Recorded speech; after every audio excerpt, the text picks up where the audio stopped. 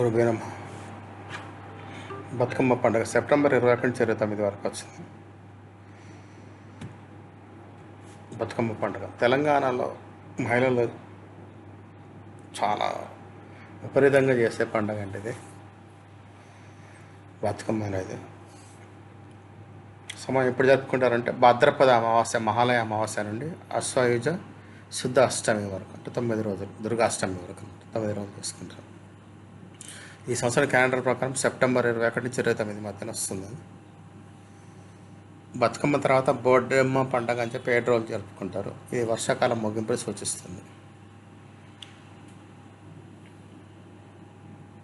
జనరల్గా అంటే 8 అష్టమి తర్వాత వారం రోజులు లెక్క,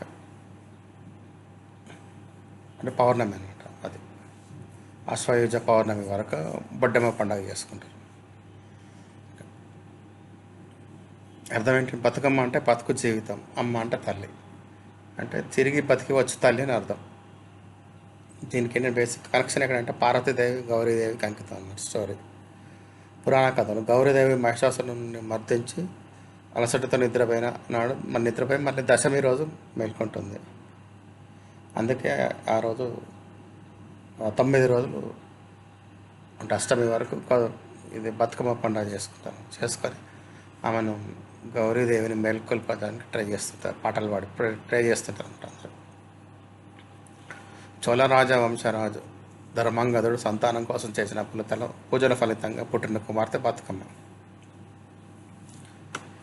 అట్లే దక్షయజ్ఞం కథలో సతీదేవిని అవమానం మూలంగా ఆత్మహత్య చేసుకోవడం, ఆమె తిరిగి రావాలని మహిళ ప్రార్థించడం, ఇది కూడా బతుకమ్మ పండుగ ఒక మూలం.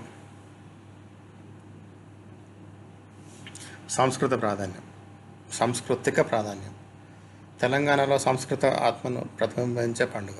పూలతో తయారు చేసే 7 పొరల శంఖ ఆకార గుత్తి బతుకమ్మ.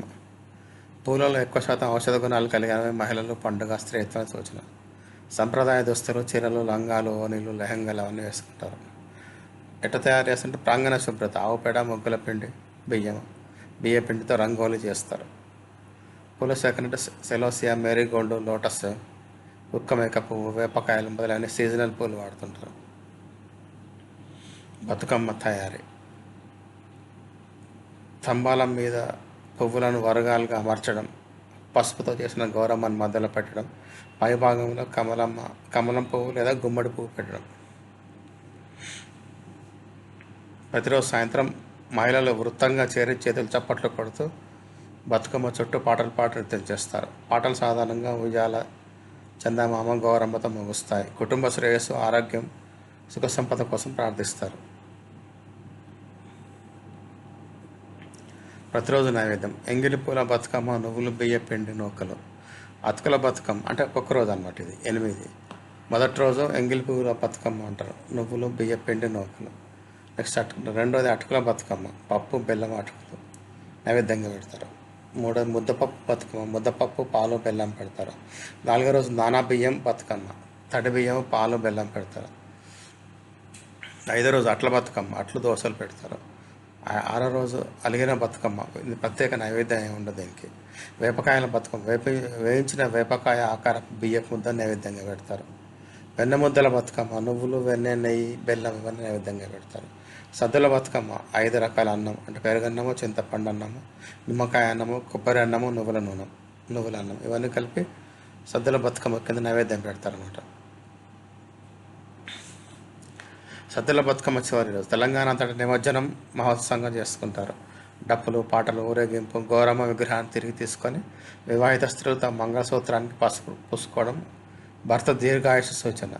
ప్రత్యేక వంటకాలు: జొన్నలు, సజ్జలు, పప్పులు, నువ్వులు, బెల్లం, రొట్టి, బెల్లం, మలీడ అంటారు. ఇవన్నీ వంటకాలు చేసుకొని భక్షిస్తారు.